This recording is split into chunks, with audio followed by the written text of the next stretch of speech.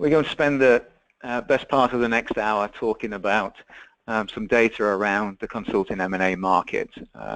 But before we go into that, just let me say a couple of words about Equiteq. Some of you I know are familiar with us, others may not be so familiar. We are an M&A firm that's focused exclusively on the consulting sector. We do two things. We work with a fairly large number of clients, around about 300, where we are helping them on a journey to a target valuation. So our typical start point might be to do a valuation on the business, and if that valuation is somewhat remote from where they'd like to get the business on, then we'll help them get there over a period of either months or years. Typically, that might be something like 1 to 5 years ahead of a transaction, and those clients are distributed around the globe. The second thing we do is work on leading transactions, right? We typically act for the seller in those transactions. We work with them to take them over something like a 6 to 9 month process from deciding to sell their business to a successful conclusion of that. And we've done just about 50 of those deals around the globe over the last few years. Those sales are typically through to a strategic buyer, maybe another consulting firm or another type of trade buyer, or maybe to a financial investor. It's a mixture between those two types of buyers.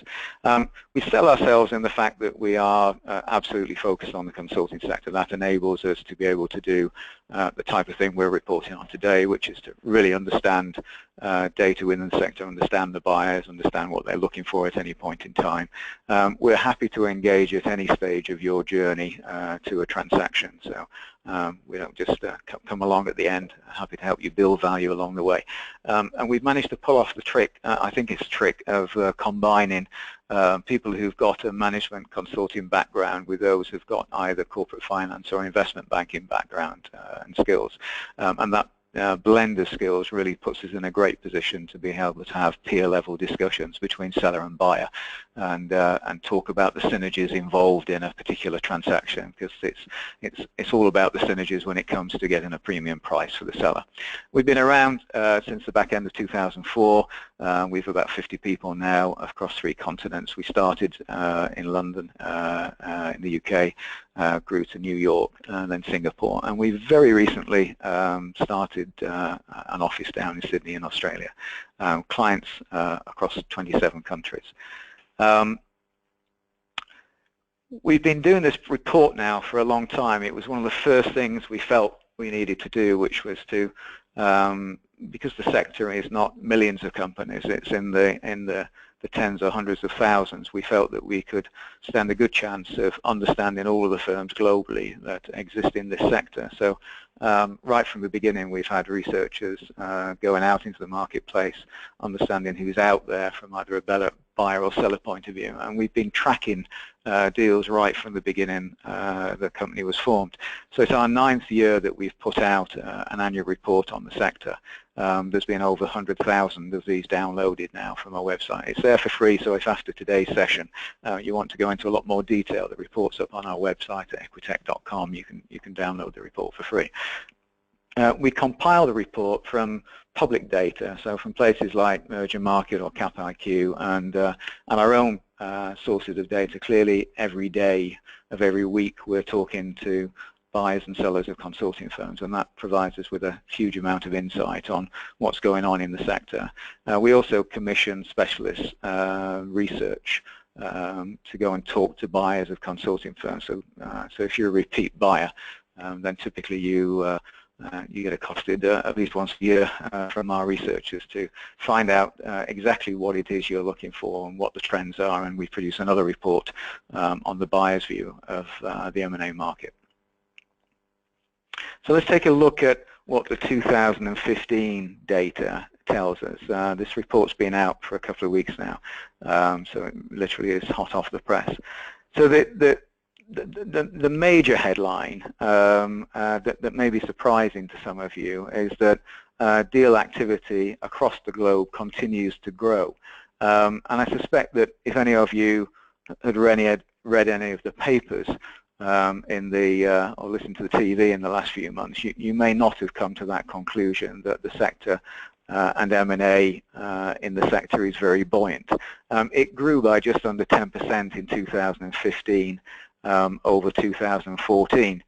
In terms of deal volume now, if you look at the bottom right-hand graph there, you can see that we are back to the same sort of deal volume that we had almost immediately prior to the crash.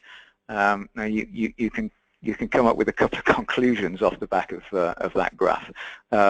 You could conclude that 2016 is going to grow over 2015 because you can draw a nice straight line between 2013, 14, 15 and then on to 16. Or you can look at 2007 when it was at last at about the same numbers and say that we're a short period away from a crash.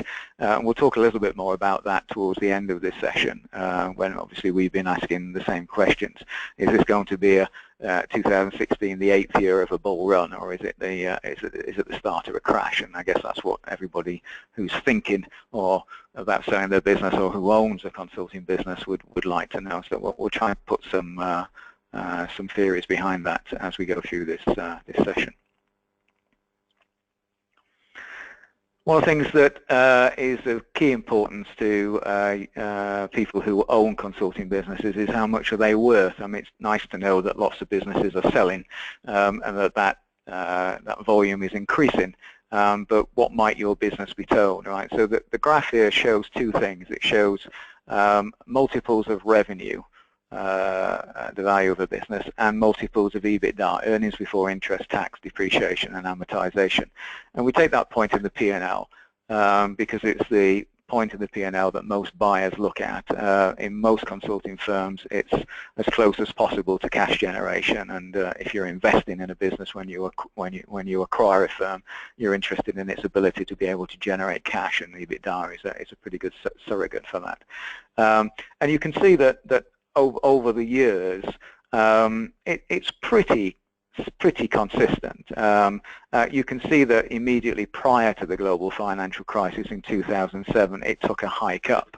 And if you just look at the years prior to 2007, you would have seen a similar picture of that between 2010 and 2015 here, i.e. it was pretty flat. The availability of cheap debt, largely from the private equity community back in 2007 and the years leading up to that, drove an awful lot of those price hikes.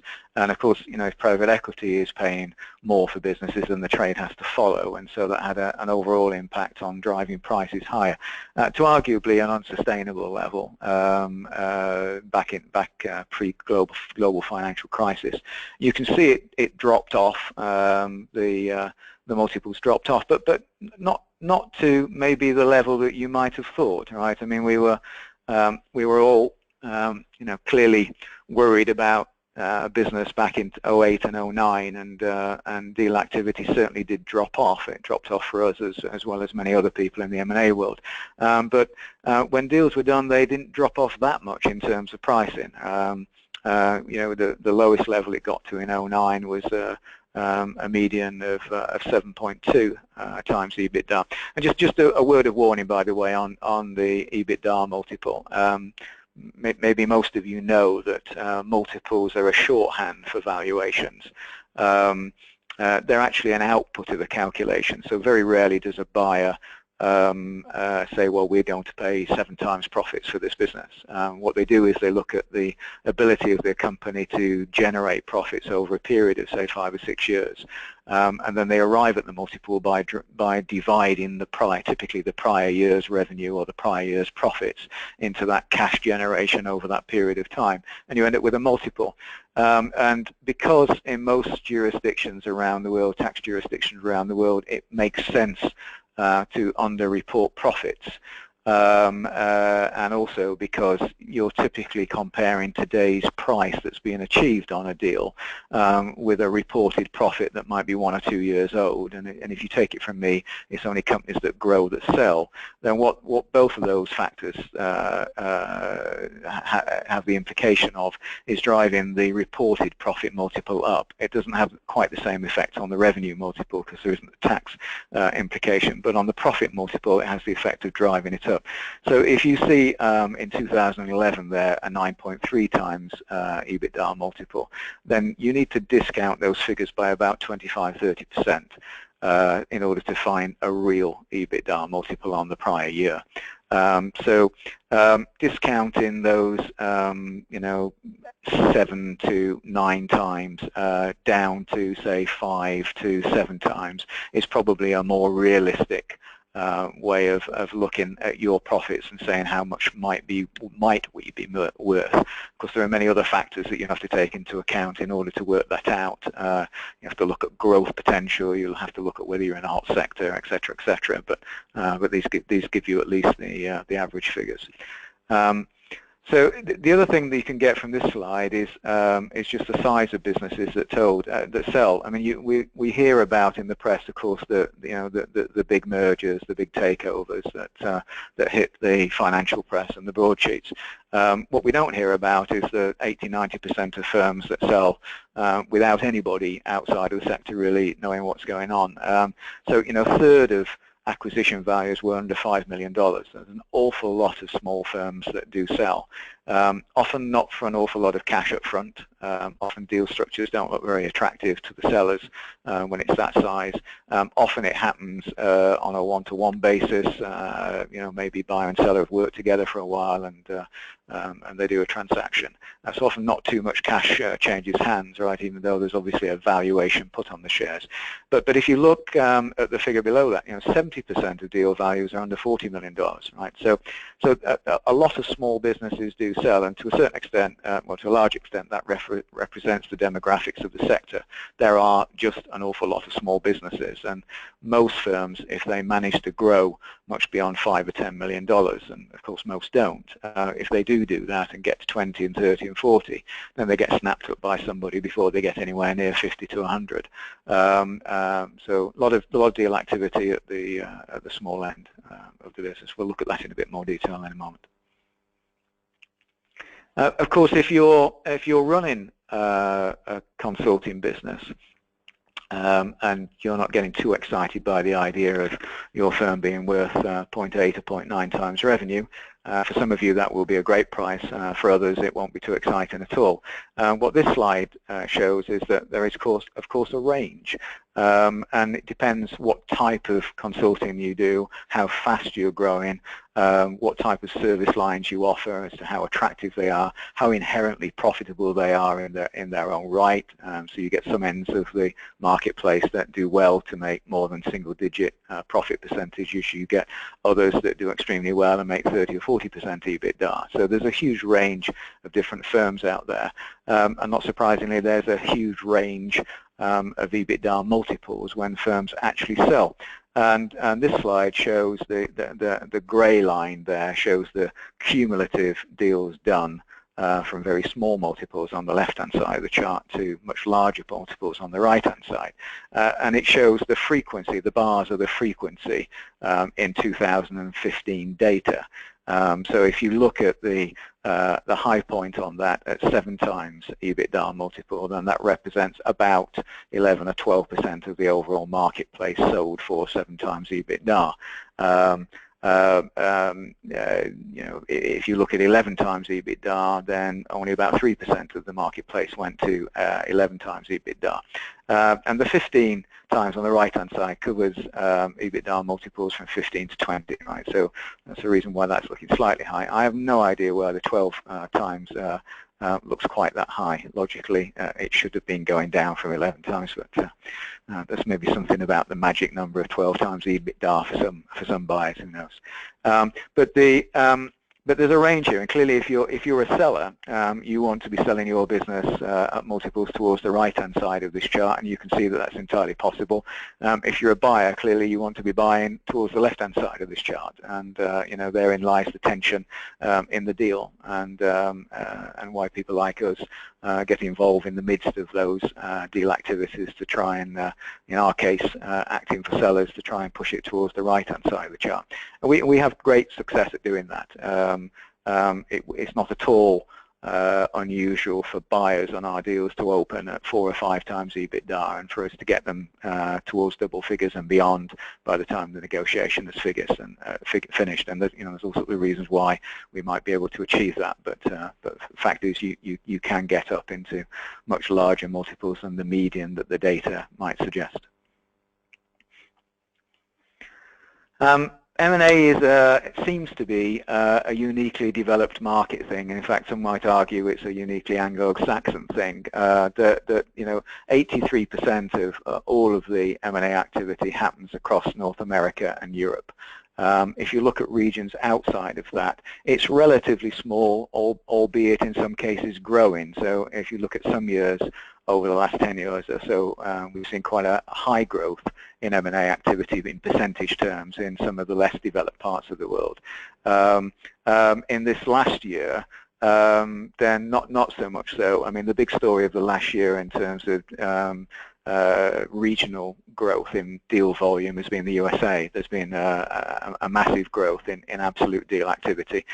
So the USA has gone from 45% of total M&A global activity in 2014 to 49%, and even though that's only a 4% change, if you take it that North America, represents about 1,100 of the 2,400 types of deals, then that's a big change in terms of absolute number of firms that transacted.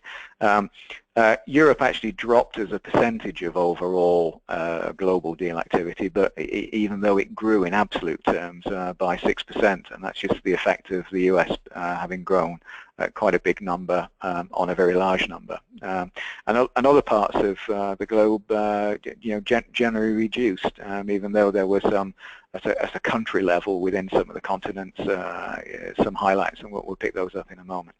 But the story here is, USA, in particular in North America and Europe, and actually within Europe, for those of you in the UK, the UK leads by far the deal activity within Europe. Followed behind by obviously France and Germany, the two majors, and then the rest trailing well behind. This next slide talks about the relationship between buyers and sellers, and whilst in the graph there you can see that there are some companies that buy rather a large number of consulting firms. In 2015, led by Accenture, who bought 18 consulting firms in 2015. The vast majority of buyers only ever buy one firm, and that's perhaps not that intuitive, right? But it's a fact, right? So if you look in the headline there, there were only 1,886 different buyers bought 2,418 targets, which means that 1.3 or something like that was the average number bought. And if you can see from the graph that firms like Accenture and WPP, etc., buy rather a lot more than 1.3, you can see that the vast majority just only ever buy one. This was the top 10 list in 2015. You get slight changes in that, and the story of the last 5 years has been the increase in representation from the world of the agents, the media agencies, the advertising agencies like WPP and Publicis, who have become very large buyers of consulting firms. And if I say the word to you, digital, that will explain most of that impact. We're seeing, as I'm sure most of you have seen in the press or in the deal activity, the impact of the internet and digital and the cloud, etc. And what that's doing to the world of consulting M&A is it's bringing players into the marketplace that we wouldn't have seen even 5 years ago. I mean, if we had put a buyer list together 5 years ago for a typical consulting firm seller, I think it's unlikely that we would have thought about WPP and Publicis. They pretty much these days, the marketing agencies are always on the list, right? If there's any sort of IT activity going on in the seller. And so we're seeing a convergence going on between the world of the marketing media agencies with the world of consulting and with the world of IT. And a huge and increasing number of our clients are sat in the middle of all of that, where they've probably got some form of IT that's linked into the typical traditional consulting business, and in many cases they're even developing IT software products and leading into their clients off the back of that. And indeed, in amongst the large buyer community, we're seeing an increasing trend to look for consulting firms that have developed software assets to make them even more valuable. So it's that word digital that's driving this, and I think that trend will continue for some time to come.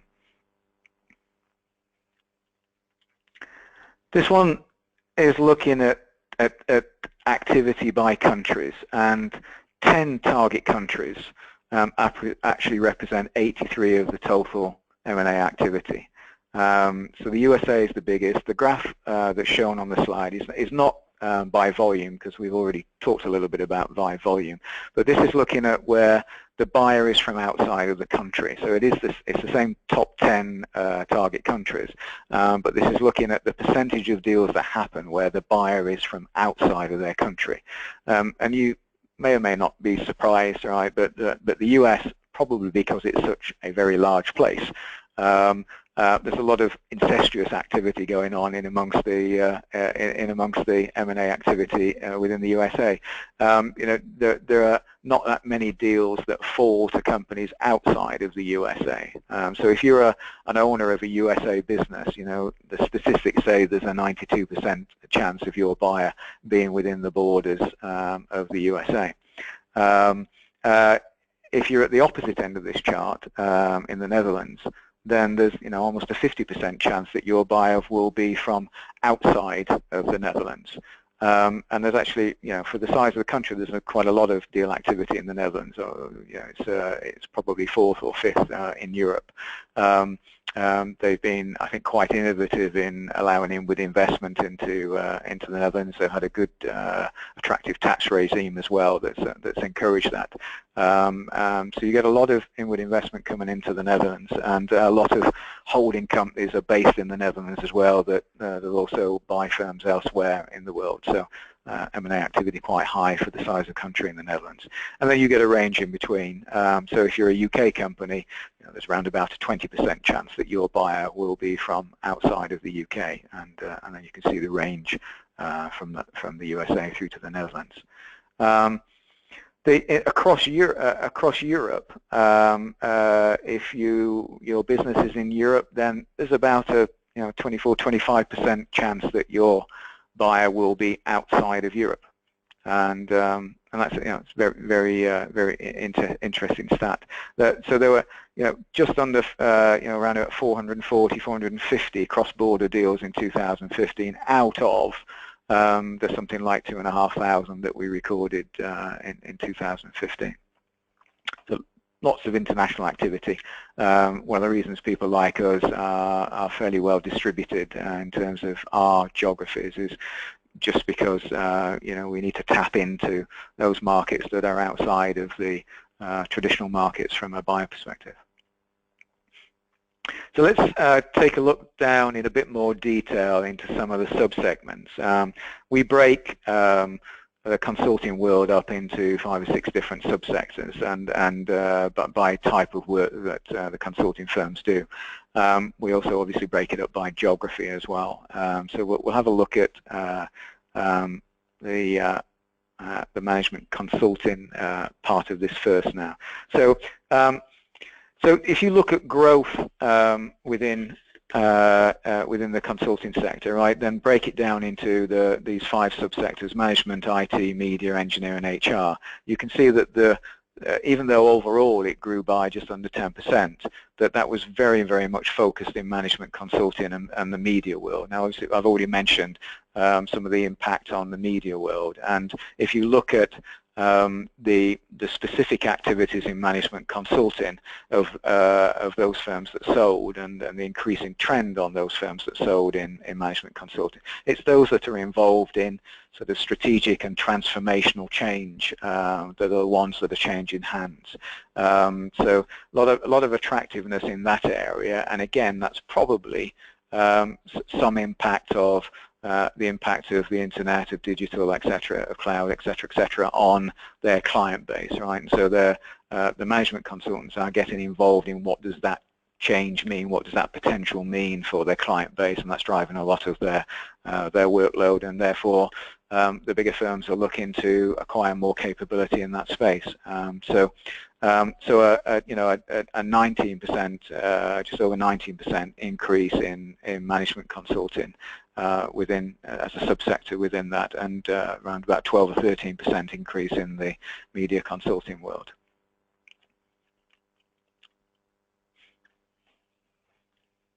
Management consulting has about a fifth of the M&A market across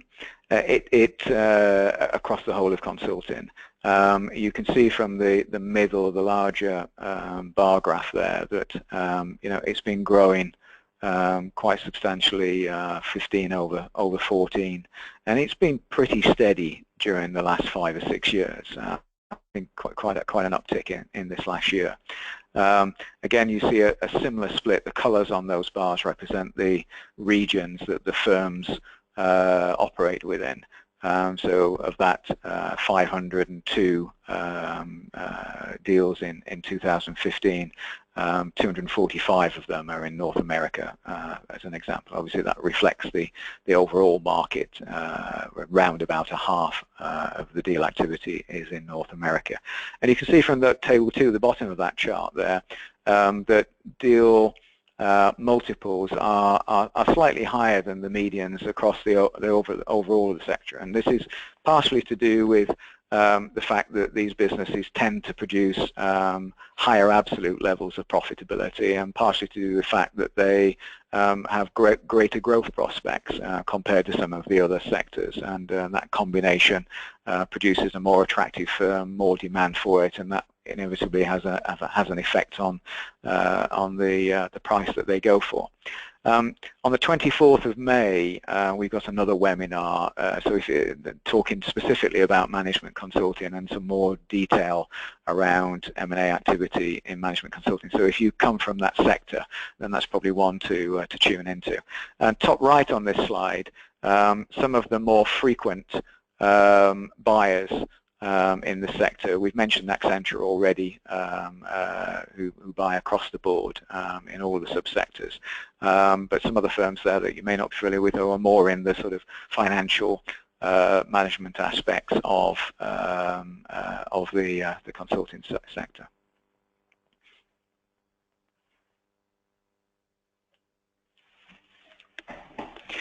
Take a look at IT consulting now.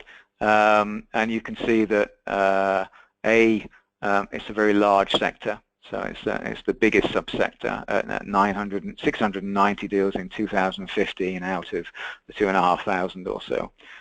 It covers quite a wide range of activities, so this would cover people who might be in either the IT infrastructure end of the business, right the way through to the sort of strategy people in IT, the sort of digital consultants in IT.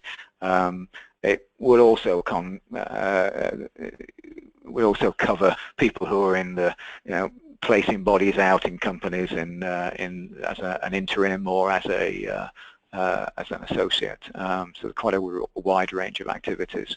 But again, an even larger percentage here in the USA. So the USA has had a good year where IT consulting is concerned. IT consulting multiples, if you look down the bottom table here, you can see that median's quite substantially higher in the USA compared to some other parts of the world. Right? So the USA is definitely punching above its weight here in terms of producing good prices for IT businesses. On the top right of the chart here, you can see some familiar names of people who get involved in buying IT consulting firms. So some of the, a couple of the big four there, plus one of the much more IT-oriented firms, so Hitachi and then of course Accenture again. If you want to find out more detail on this specific sector, if your business is in that sector, then we have another webinar that goes into this in more detail on the 10th of May that you might like to tune into. We mentioned media a few times, and there's no doubt if you look at the slope of that graph in the middle, then there's a lot of growth that's going on in the media consulting world. And you know, it's most definitely the world of digital that's driving this. So biggest uptick percentage-wise in this area, and that's been the case really since the global financial crisis. We had a bit of a blip down in 2013 across all the subsectors, right? But if you ignore that slight blip, then you can see quite a strong uptrend since 2009 through to 15.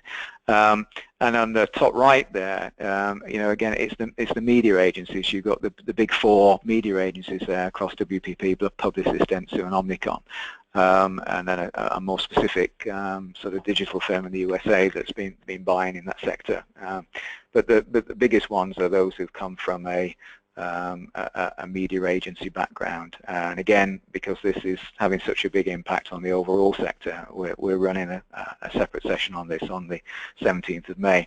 Not quite so large multiples here. So if you look at that 0.6 to 0.8 times revenue, which wouldn't be as large as the management or the or the IT sector, and that to a certain extent is because there's a very large mixture in here of people who might have been you know, at the end of the agency world, which might have been associated with fairly small margins and not potential huge growth, who've suddenly over the last few years, you know, got a digital agency part of their business that might have more growth potential, may have better margins, but there's still a mixture there, and that might be dragging down the overall valuation in these types of firms. So they're not pure play consulting. We try in all of our data to separate out those firms where there's a majority of consulting activity in them, but and if there isn't a majority, then they typically don't appear within our data. But in this sector in particular, because it's come from a traditionally non-consulting part of the world, there will be a mixture of non-consulting activities and consulting, and that's probably the reason the multiple on average is lower. The engineers, it looked like they were in decline, all right? So this would include the sort of construction engineer and the architects, the property engineers, anybody whose primary skill set is engineering. And it looked from 2012 through 13 and 14 as if we were seeing decline in this, but as you can see in 15 there was a bit of an uptick. Not quite sure what's driving that, frankly. Arguably maybe not statistically significant. If you look across 13, 14, 15, you might argue that it's pretty flat. The biggest area of growth, as you can see, has been in the US again, right? So if you look at the numbers in the North America, going from 146 through 174 to 196 across 13, 14, and 15, pretty much all the growth has been in the USA there. And top right, some of the more frequent buyer suspects on the right-hand side there. Some of you may know WSP, a very, very large global company. Ansys, you might not know, much more involved. It's been a rapid growth company through acquisition in the environmental space in recent years. Multiples in this sector tend to be fairly low compared to some of the others. That's been largely a result of two factors, one to do with absolute profitability and two to do with growth potential. And also it can be reasonably volatile in that the property market, for example, can move up and down quite quickly when there's boom and bust, right? So so there's some factors in that market space that make it not quite as attractive as some of the subsectors. HR consulting, last 3 years has been showing, you know, some good growth. we're seeing the impact of IT, I think, in the HR space. So it's not just the soft skills guys in this sector. So things like workplace solutions and some of the newer packages that have come out in recent times to manage the workforce, I think have made this sector somewhat more attractive than it's been historically. If you look at the table at the bottom, the lowest multiples from a revenue multiple point of view in this sector, and when you see relatively high EBITDA multiples and combined with low revenue multiples, what you should take from that, and it's a straightforward math calculation, but what you should take from that is that the absolute level of profitability of these firms is on average lower than some of the other sectors. And when you accept that this sector includes a lot of the staffing agencies, some of the recruiters, where some of those firms are operating on very, very skinny margins. You can see that overall profitability might be low, growth might be reasonably volatile in line with big changes in the economy and the marketplace, and that makes them somewhat less attractive than some of the other subsectors, albeit there's been growth because I think in deal activity, because I think there are changes, significant changes that the world of IT is making to the HR services world, and that's making it an investment and a growth area. Let's look at a bit more about geography, and as I said right at the beginning, the big story in 15, as has been for the last 2 or 3 years, has been the tremendous growth in North America. So overall deal volumes grew by 20%, and if you look at the little picture of North America on the right there, you can see 18% of that was in the US and off a very large volume, huge 46% in Canada, and obviously the absolute numbers are smaller in Canada than they are in the US, but a tremendous result in Canada. About half of that growth in Canada came from USA companies buying into Canada, and if you look at the rest, there's a real mixture of other countries around the world who've been investing in Canada. We'll have our own reasons for why that is, but there's good growth in that part of the world. So almost 1,200 deals now out of 2,500 are coming from deals are coming from this part of the world, and as you can see, between 13, 14, and 15, it's been growing quite substantially each year.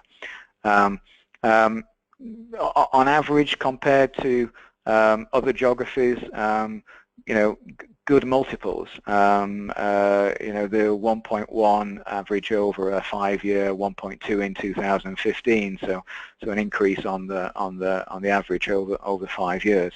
It is better than the sort of 0.8, 0.9 that you see across the globe in total. So it looks like the USA produces better pricing than some other geographies around the world. Europe's been a bit of a mixed bag, right? I mean, there's a fair amount of turbulence at the sort of macroeconomic level and the political level around Europe. The UK and France has been, let's say, less susceptible to some of those overall sort of macro effects, and we've seen good growth in the UK and France, but some other parts of Europe have shown some decline. Overall, just under 6% growth in deal activity, but with somewhat depressed multiples across the board, and obviously you have to look down in each of the countries to see whether it's been depressed or flat or increasing, right? But across Europe in total, multiples at the sort of 0.7 level as compared to the 1.1, 1.2 level in the USA. EBITDA multiples, right, again on average around about the 8 times, right, as compared with around about 10 or 11 times in North America. So running a business in the USA as compared to Europe at the moment potentially produces you a better price when you go to market, when you compare apples to apples. Asia-Pac's been a real mixture. In some prior years, we saw a reasonable increase in deal volume in Asia-Pac, and we thought that that was going to continue when we came out of global financial crisis, and we saw numbers going up in 2010, 2011. It looked like it was set for some pretty stellar growth. But as you can see, it's flattened off in the last few years. And in fact, 15 overall was a reduction on 14. Within that, there's one or two highlights across China and Australia. So we've seen some growth in China and Australia. We're anticipating some even larger growth in Australia. One of the reasons we've just invested ourselves down there. So it looks like a good market, if you pick your country within the Asia-Pac region. Multiples in pretty good shape compared to Europe, slightly less than the US, so 0.8, 0.9 times revenue, 9 to 10 times EBITDA, so pretty healthy multiples on average there. Africa and the Middle East, although a very small percentage of overall global deal activity, and you can see numbers there in the sort of 30s, 40s and 50s, it did look again as if we were seeing some good growth post-global financial crisis. But again, that's dropped off, and it's not too difficult when you read the papers to see why there might be less attraction in that region at the moment. We've had all sorts of political problems, health problems, etc., in that region over the last couple of years or so. So deal activity has most definitely dropped off, and attractiveness as represented in pricing has also dropped off in that region. So not a happy story to tell too much at the moment in Africa and the Middle East. South America, similarly, Brazil being a big part of South America, and what with all the problems that there's been in that part of the world in recent times, not surprisingly, it's become less attractive. It grew quite nicely in percentage terms after the GFC, but then started to level out around about 2012, 13, and is at the order of 50 deals a year. And this year overall is about a 16 or 17% decrease across the region on 2014, and just under 30% decrease in Brazil itself. So we put this report out a couple of weeks ago, and whenever you put a report out which is a few months later than the data it represents, the obvious question, particularly when you're reporting the best year since the global financial crisis or just before the GFC in 2007, the obvious question that you should be asking is, well, what's been happening in 2016? And I've just about stopped reading the papers and watching the TV these days, right? Because one can get very depressed.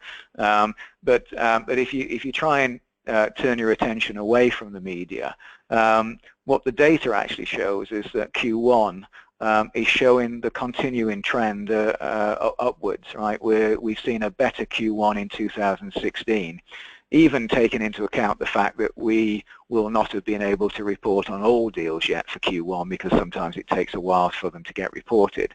But even with that factor in there, Q1 is showing a higher volume than Q1 2015. So it looks as if the growth is continuing.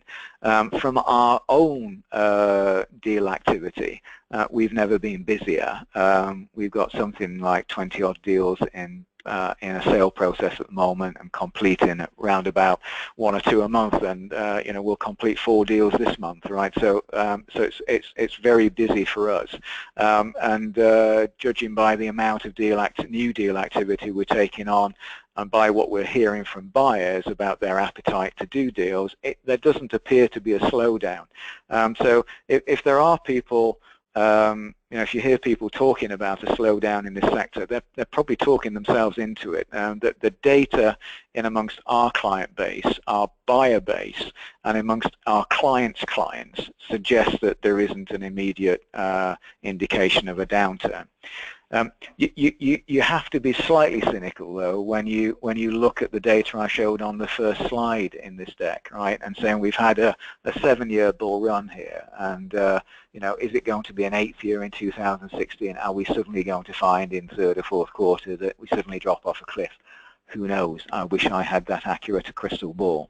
But what we do know is that on the basis of current activity and deals to date and activity to date in 2016, growth is continuing.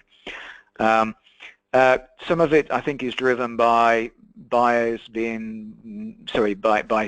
being nervous about what might happen in the next 1 or 2 years. And are maybe taking the opportunity whilst their business is perhaps performing well and the market looks well, which of course is the thing you want to try and strive for when you're selling a firm, good market conditions and your own business performing well. That's the way to get a premium price. You know, so all looks good at the moment. Looks a very good situation to put your firm on the market. On the right-hand side of this slide, I thought I'd just point out some of the hot topics that we're hearing buyers talk about. So if you're in any one of these areas, cloud consulting, digital marketing, etc., real estate advisory, compliance, regulation, etc., all of these are very hot topics. And there's no doubt that if you are performing activities in these hot topic areas, it has an impact on pricing. Because it says something about the demand for your services, it says something about your potential for growth, and that eventually finds its way into a better premium price for your firm when you come to sell. If you're outside of these areas, well, you know, don't worry too much. You know, I'm sure there'll be buyers for you as well. Maybe not, you know, at quite a premium price, but there's buyers for most firms who put themselves out on the market. So question to ask yourselves is, if you are an owner of a consulting firm, is when's the right time? Certainly from a market perspective, it looks like the moment is a good time, right? And you know, I'd love to be able to say to you that's going to continue for the next couple of years, so don't panic. But it's difficult to say that. So I think if your business is performing well at the moment, and you're thinking about a sale, you know, over the next 2 or 3 years, then you know, the sooner the better, probably. The less risk is probably involved the sooner you press the button.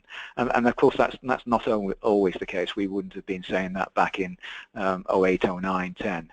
You know, it's you know, now is most definitely a good time. And whether you're looking to grow your firm over the next 2 or 3 years, or whether you're looking to take your firm to market, then we can help you. Right? We have a combination of both transaction support, leading firms to marketplace, or getting you ready for a sale at some point in the future. And that point in the future doesn't matter whether it's 6 months away or 3 or 4 years away. We can help you get there faster. And in a less risky way. So do please give us a call if you're thinking of either of those 2 activities. So Paula, back to you.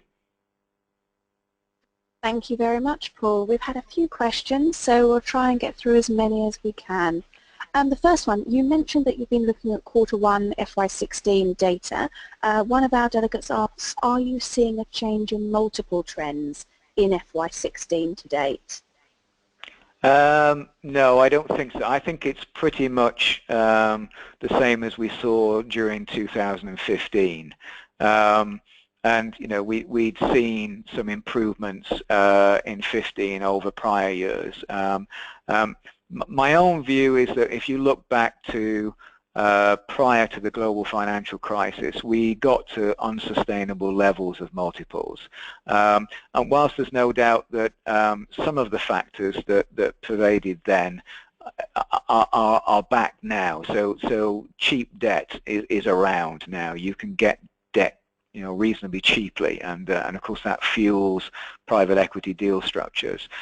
It's not quite as available as it was, readily available as it was back pre-global financial crisis. So there is some constraint on the availability of cheap debt, and you know, to a certain extent, we hope we don't see those prices come back, and that might seem ironic given that we represent sellers of firms, right? But it tends to be short-lived, and you know, buyers don't overpay significantly for long. There has to be a correction at some time, and I'd rather the the current market, which is very good in terms of price multiples for sellers. I'd rather that continued as it is rather than get to silly levels and then we suddenly have a big correction and a crash ahead of us. Thank you. What's the ratio of deals that are initiated by sellers looking to exit their business versus buyers initiating an acquisition process? And related to that, what percentage of sellers engage a bank and have multiple bidders? Oh gosh, that's a good question. So I think once you get to a certain size as an owner of a potential firm that could be sold, then your head gets above the parapet and you get approached. And what's that size? Well, it's probably somewhere between 5 and 10 million in the euros, dollars, pounds, right, wherever you are in the world.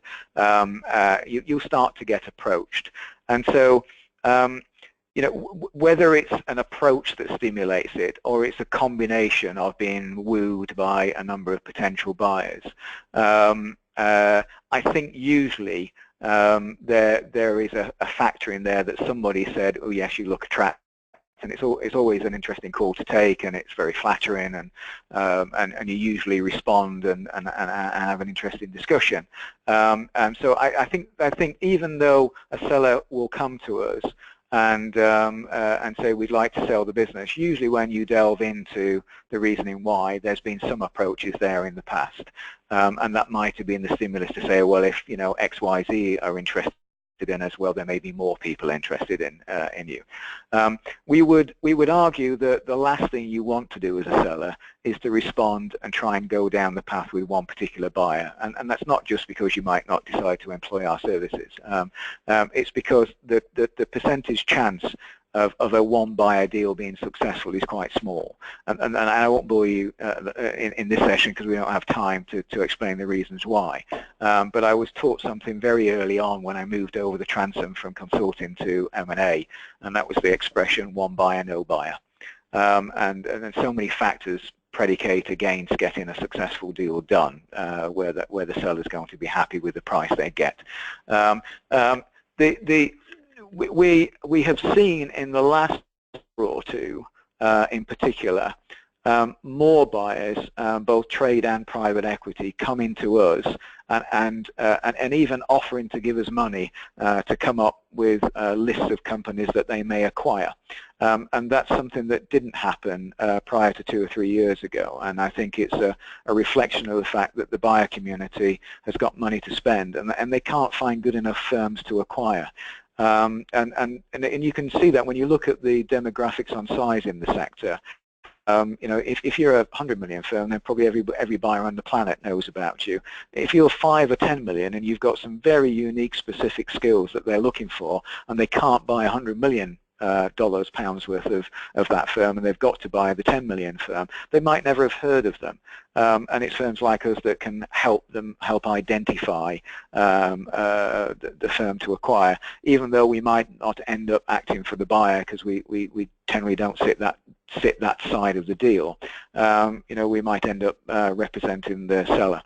The biggest percentage of people who do sell don't employ banks. And that might suggest to you that you shouldn't do that. All I can say to you is that we know that firms that get advised get better prices. And we can certainly compare the prices for companies that we sell compared to the data that we compile on the entire sector. And it's a significant improvement, right? I mean, to the tune of 50 to 100% more than the average that we get when we represent a firm. And the thing that you should be absolutely worried about is the after fees proceeds that come to you as shareholders of the business, right? And I can tell you that our clients get a multiple return on the amount of money that they spend on fees with us when they engage us. Thank you, Paul. And you mentioned this, but do strategic and private equity buyers differ in the multiples that they offer? That's a good question. Generally, over the long term, that they average out similarly, and you'd think that they shouldn't, because a trade buyer ought to be able to have more synergy with a seller, and therefore ought to pay more, right? And what do I mean by synergy? I mean that the trade buyer should be looking at your assets that go beyond your P&L and balance sheet and say, well, what will your assets do for my business? So do you have clients I can cross-sell to? Do you have service lines that I can sell to my clients? Are you in a geography that I could expand into? It's that type of synergy. And therefore a trade buyer in theory ought to pay more than a private equity buyer who's looking to get a financial return on investment based on your dividends and growth and equity value. What happens in reality is that private equity do something they call a leverage deal, where they buy your business with a combination of equity and debt, and the debt enables them to be able to pay more than perhaps they should be able to do if they were just using equity in order to buy your shares. And what that means is that particularly for exiting shareholders from firms that have been bought by private equity, is that they can get a significantly attractive deal from PE, and because they pay a higher price because of that debt leverage, it's called, then the trade has to follow, and over the long term they end up being about the same. So don't make your decision PE or trade based on price. I would make your decision based on many other factors, like what do you want to do going forward after the transaction? Are you leaving the business? Are you staying with it? Is there a multiplicity of different shareholders that are at different stages in their career and want a unique deal just for those specific shareholders, and that favors a PE deal, because on a trade deal it's a one-size-fits-all typically. So there are lots of reasons that go beyond price why you might choose trade over PE and vice versa, and that's what should make your decision. Okay, I think I'm going to just try and squeeze one quick question in, Paul, so you'll need to keep your answer quite brief, I'm afraid. You showed a number of hot areas, but someone has asked, if my business is not in a hot area, should I wait to sell? It depends. It may be that there are some of those hot areas that if you re-look at what you do, you may be able to make your business look slightly more hot than it is today, and you could say that that's marketing spin, and it might be some of that, and that's okay, because when you're selling something you want to make sure you put your best foot forward. But no, outside of those areas, that might have an impact of say 1 or 2 times on the say 0.1 or 0.2 times on the revenue multiple. Beyond that, there are many other firms that sell. The vast majority of firms don't sell in the hot areas, they sell outside of those, and there'll be a market for you. Make the decision on the overall market health and on the health of your firm, and then you won't go far wrong. Thank you very much, Paul, and thank you for your time presenting today, and thank you for everyone that joined us on the webinar. There are some questions that we haven't been able to get back to, and we will be in contact with you directly so that you have a personal answer to your question. This podcast will be available within 24 hours, and we'll be sending you a link so that you can access it again. And if you aren't already a member, then I would urge you to join Equiteq. It's our resource for insight, advice and unique research, all aimed at helping you to successfully sell and prepare your business for sale. You can join free from our website. Finally, if you have any questions or comments, please do feel free to contact us. We'd love to hear from you. Thank you for joining. And thanks from me.